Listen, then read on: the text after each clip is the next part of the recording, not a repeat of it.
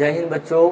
जैसे कि आप सारे विद्यार्थियों को पता है कि हम क्लास 10th का विज्ञान का एक चैप्टर स्टार्ट किए थे, जिस चैप्टर का नाम प्रकाश का प्रवर्तन तथा अपवर्तन था।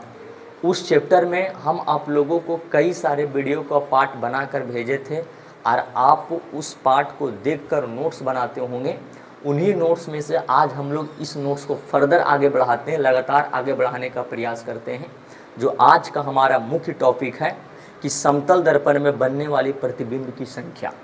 आज हम लोग समतल दर्पण में बनने वाली प्रतिबिंब की संख्या निकालेंगे। अर्थात इस टॉपिक का कहने का मतलब हुआ कि जब आप सैलून में जाते हैं अपना बाल कटवाने के लिए, ब्यूटी पार्लर में लगा होता है क्या? ब्यूटी पार्लर तो हम गए नहीं हैं, पता नहीं आप ब्यूटी पार्लर में लगा होता है कि नहीं लगा होता है। जब आप सैलून में हजामत बनाने के लिए गए होंगे तो देखिएगा एक फ़ोटो नहीं बड़ी मन फ़ोटो दिखता है और लगता है कि आप जहाँ बैठल है ना वहाँ से अंदर 4, 10, 15 को हॉल ज्वाइंट है, उतना दूर तक फ़ोटो दिखता है। तो कैसे दिख जाता है फ़ोटो, और फ़ोटो कितना बनेगा, कैसे बनेगा? कभी आप लोग देखिएगा तो सामने वाला में आपका थुथुर दिखेगा और उससे पीछे वाला में दिखेगा तो पीछे वाला दिखेगा, फिर पीछे वाला में दिखेगा तो थुथुर दिखेगा। मतलब एक तरफ थुथुर तो एक तरफ पीछे, एक तरफ थुथुर तो एक तरफ पीछे, इस तरह करके हमारे फ़ोटो बनता है। और आपका एग्ज़ाम में इस तरह से क्वेश्चन बहुत कम पूछता है, ज़्यादा भी नहीं पूछता है। लेकिन मान लो अगर पूछ दिया तब, जब हम लोग पढ़े हुए रहेंगे तब तो देखो नहीं पूछेगा, और पढ़े हुए रहेंगे तब कोई बात नहीं है, कोई बात नहीं है। लेकिन अगर आप नहीं पढ़े हुए हैं और पूछ दिया तो बहुत बड़ी बात है। आपका जीवन का नंबर का बात है, कैरियर का बात है। यही आपका 10th का नंबर डिसाइड करेगा कि आपका फ्यूचर कैसा था। आप लोग बोलते हैं कि पढ़ लिख कर कौन बड़ा आदमी बनता है। भैया पढ़ लिख कर बहुत बड़ा आदमी बनता है। कभी SDM के चेयर पर बैठ के देखना, उसके यहाँ का विधायक उसके पास आते हैं, खड़ा होकर माफ़ी मांगते हैं कि हम यहाँ के लड़ने के लिए जा रहे विधायक में। तो ये होती है एजुकेशन का पावर। अब लोग पता नहीं क्यों बोल देते कि पढ़ लिख के कौन बड़ा आदमी बनता है। भैया पढ़ लिख के बड़ा आदमी बनता नहीं, बड़ा आदमी बनवा देता है। तो ये होता है एजुकेशन का पावर।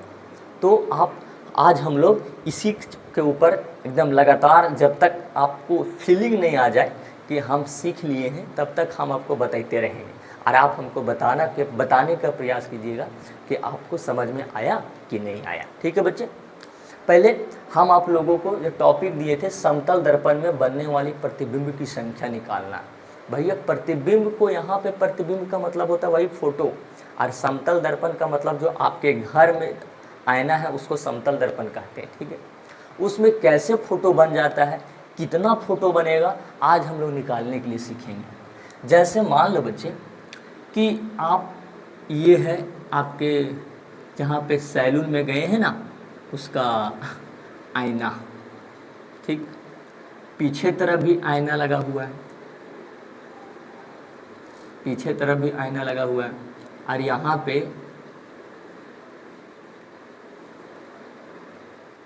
कुर्सी लगा हुआ है, और ये बेचारा छोटिया यहाँ पे बैठा हुआ है, बाल कटवा रहा है। ठीक, अब कभी सोचो इस छोटुआ का चेहरा इसमें दिखेगा कि नहीं दिखेगा? समझो पहली बात को बच्चे, इस छोटुआ का चेहरा इसमें दिखेगा। अब इसका सामने, जैसे मान लो ऐसे करके बैठा हुआ है, तो सामने वाला में दिखेगा इसका सामने का चेहरा, और पीछे वाला में दिखेगा पीछे वाला चेहरा।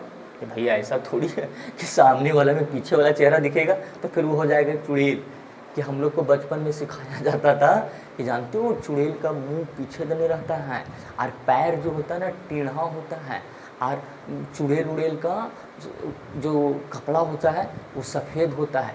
आज तक हमको ये नहीं समझ में आया कि चुड़ैल का कपड़ा सफ़ेद होता है, आखिर उसको कपड़वा देता कौन है रे? कौन दुकान से वो चुड़ैलवा चुरा के भाग जाती है? आज तक उसको शर्म नहीं आया है कि हमको चोरी नहीं करना चाहिए। चोरी हमेशा वही करती है, हाँ चुड़ैल ही करती है। अब पता नहीं उसको सफ़ेद कपड़ा कौन दुकान से लेकर भाग गई।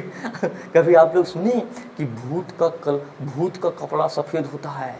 नहीं, चुड़ैल का कपड़ा सफ़ेद होता है। आप लोग वो भूत नहीं होता है। अब ये देखो चेहरा देख रहा है छोटुआ इसमें। अब लेकिन इसका पीछे वाला किस में दिखेगा? इसमें दिखेगा पीछे वाला। अब फिर देखो, अब इसका जो फोटो बन रहा है सो फिर इसमें दिखेगा, तो इसका ई पट्टी वाला पीछे वाला दिखेगा और इसका वाला फोटो फिर इसमें दिखेगा। अब फिर इसका वाला जो ई वाला दिख रहा है, अब ई वाला क्या होगा, फिर इसमें दिखेगा। अब फिर इसका वाला जो है वो फिर इसमें दिखेगा, मतलब आगे पीछे कर करके दिखता है। अब जरा सोचो कि इस तरह करके कै गो फोटो बनेगा, कितना फोटो बनेगा, सो समझेंगे कि क्या किसी में लगता है 5-10 हज़ार फोटो बन जाएगा सर। भाई ये कितना सारा फोटो बनेगा, वही निकालने के लिए आज हम सीखेंगे। तो बच्चे कितना सारा फोटो बनेगा ना, वो डिपेंड करता है कि आपका सैलून में जो आईना लगा हुआ है वो कितना डिग्री पर झुका हुआ है।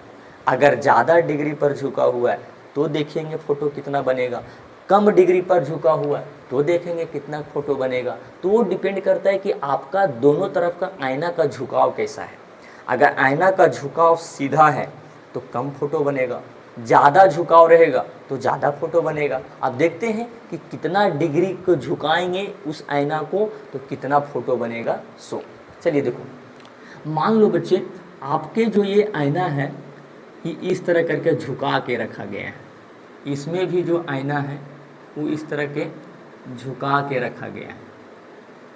ठीक, ये है ना, ऐसे मान लो ऐसे झुका के रखा गया है, बीच में छोटुआ है बाल कटाने चल गया।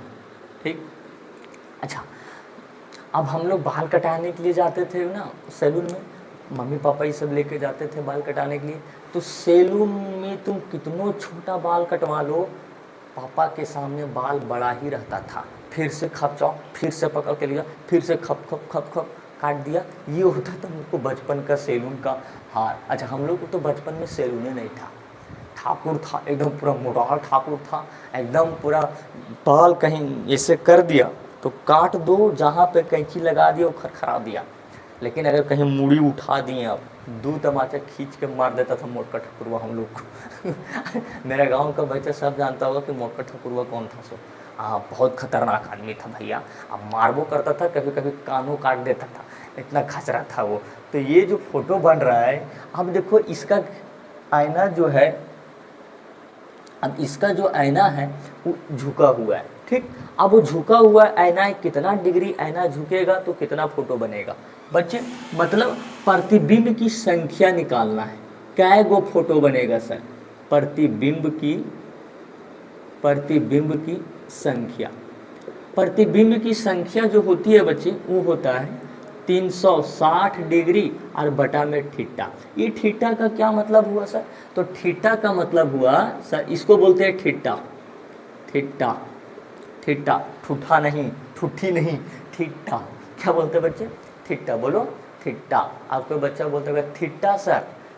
अच्छा किसी किसी का जी नहीं उल्टा आता होगा तो क्या बोलता होगा रे, थीथा। थीटा।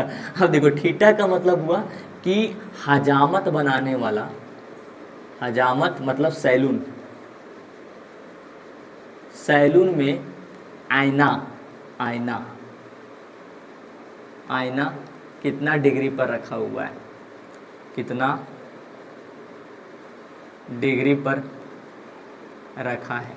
ठीक, अब मान लेते हैं कि बच्चे कि आपके घर में जो आईना है ना वो 60 डिग्री पर रखा हुआ है। मान लेते बच्चे कि आपके घर में नहीं, आपके सैलून में जो आईना है वो 60 डिग्री पर रखा हुआ है।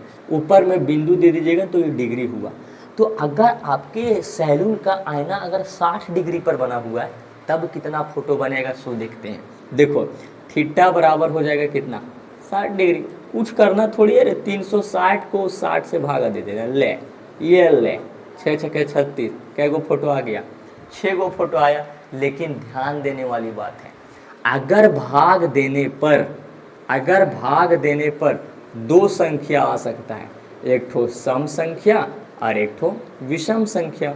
एक सम संख्या और दूसरा विषम संख्या।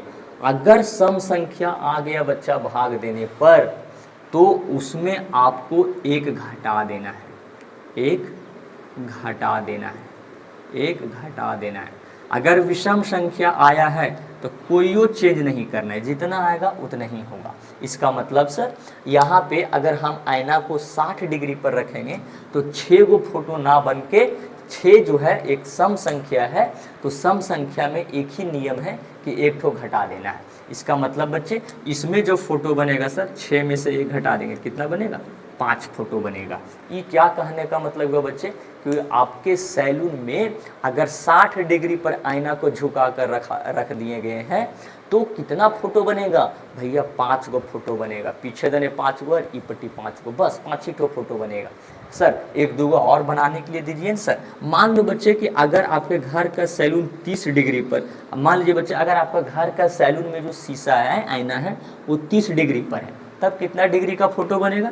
कुछ नहीं करना है सर, आपको क्या करना है 360/30 कर दीजिए, 0 से 0, 12 × 36। क्या 12 सम संख्या है कि विषम संख्या है? ओड नंबर है कि इवेन नंबर है? ओड नंबर को हिंदी में विषम संख्या और इवेन नंबर को हिंदी में सम संख्या। तो 12 एक जो है ना बच्चे वो सम संख्या है। और सम संख्या क्या क्या होता था फॉर्मूला? प्रतिबिंब की संख्या बराबर प्रतिबिंब की संख्या बराबर किसके लिए? सम संख्या के लिए सर। तो जितना आ रहा था सर उसमें एगो घटा देते थे तो हो गया 11। कितना हो गया? इसका मतलब बच्चे अगर आपके सैलून का आईना 30 डिग्री के कोण पर झुका हुआ रहेगा तो आपको 11 फोटो बनेगा। कितना फोटो बनेगा बच्चे? 11 फोटो बनेगा। इसका मतलब बच्चे जितना कम डिग्री झुका हुआ रहेगा उतना ज़्यादा फोटो बनेगा। आप देखते हैं कौन बच्चा बताएगा, बताइएगा बच्चे, कौन बच्चे बताएगा? चलिए बना के दिखाइएगा हमको। मान लीजिए कि 90 डिग्री पर आपके सैलून का आईना झुका हुआ है, तब कितना वो फोटो बनेगा? क्या वो प्रतिबिंब बनेगा? कौन बच्चा बताएगा? बता। चलिए बना लिए होंगे आप लोग। आप सारे बच्चा का आंसर देखते हैं हम बना के। अगर मेरा से मैच कर गया आंसर तो आप हमको कमेंट में बताइएगा यस सर मेरा मैच कर गया। क्या करते थे? 360 को 90 से भागा दे दिए, 0 0 कट गया और 9 चौके 36। अब बताइए 36 सम संख्या है कि विषम संख्या है? भैया 36 जो है ना सर एक सम संख्या है। अब सम संख्या है तो अरे नहीं रे, 9 चौके 36, 4। तो 4 सम संख्या है कि विषम संख्या है? सर 4 एक सम संख्या है। तो सम संख्या में क्या करते थे? 1 घटा देते थे। इसका मतलब 3 गो फोटो बनेगा। इसका मतलब जब कोई सैलून में शीशा को 90 डिग्री के कोण पर झुका के रखा जाएगा, 90 डिग्री का मतलब सीधा खड़ा, इसका मतलब जितना सीधा रहेगा फोटो उतना कम बनेगा, जितना सीधा फोटो उतना कम बनेगा, जितना झुका हुआ फोटो उतना ज़्यादा बनेगा। ठीक है। अब मान लो तो इसमें 4 में से 1 कम कर दी तो 3 गो फोटो बनेगा। नेक्स्ट प्रश्न कि अगर मान लो कि सर अगर सैलून में 72 डिग्री के कोण पर झुका कर रखा गया है तब प्रतिबिंब की संख्या ज्ञात करें। बच्चा बताओ ये किसका आंसर कितना होगा? बताइए, बना के दिखते हैं। आशा है कि आप लोग बना लिए होंगे। वीडियो को पॉज करके देखो, अगर समतल दर्पण में दर्पण को 72 डिग्री के कोण पर झुका कर रखा गया है तब कितना प्रतिबिंब बनेगा सो देखेंगे सर। देखो प्रतिबिंब की संख्या, प्रतिबिंब की संख्या बराबर 360/थीटा और थीटा का मान कितना डिग्री दिया हुआ? 72 डिग्री। काट दो, कटेगा रे। हाँ, 9 चौके 36 और 9 8 72, 8 5 40। ये मस्त आया, 5 आ गया। आप कौन बच्चा बताएगा इसमें एगो घटाएंगे कि एगो बढ़ाएंगे? कुछ नहीं करेंगे क्योंकि भैया 5 जो है एक विषम संख्या है। कौन संख्या है? विषम संख्या है। और विषम संख्या जब भी आएगी तो जितना होगा उतना ही आंसर हो जाएगा बच्चे, जितना होगा उतना ही आंसर होगा। इसका मतलब आज की क्लास में हम लोगों को क्या शिक्षा मिला? हम लोगों को यही शिक्षा मिला कि जब भी आप ब्यूटी पार्लर जाएंगे, कुछ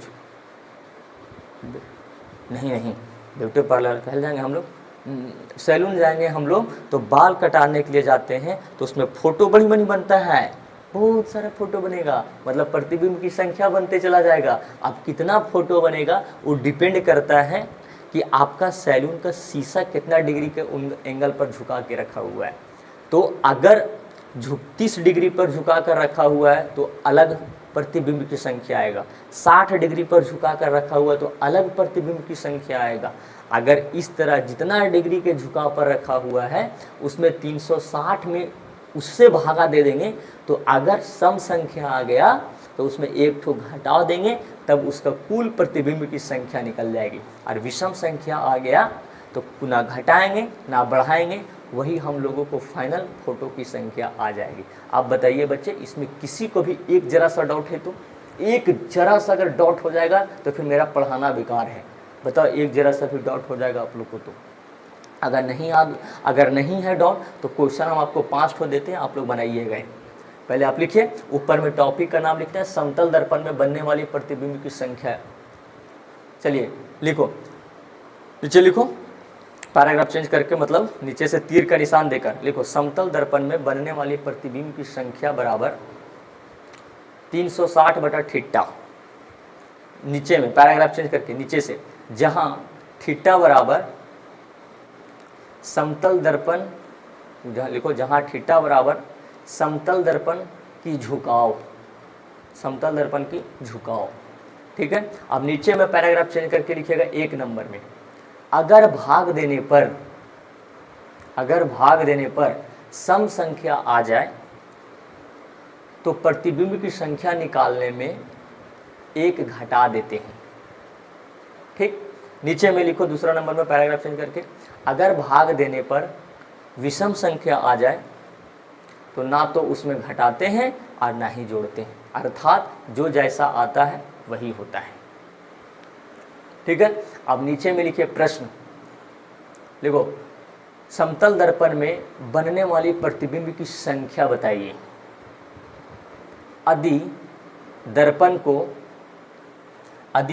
को देखिएगा 60 डिग्री पर, 90 डिग्री पर, 180 डिग्री पर, 72 डिग्री पर और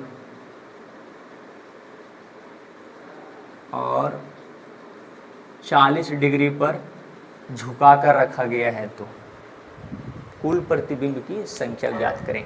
ठीक है बच्चे, अब हम लोग मिलते हैं नेक्स्ट वीडियो में, तब तक के लिए जय हिंद।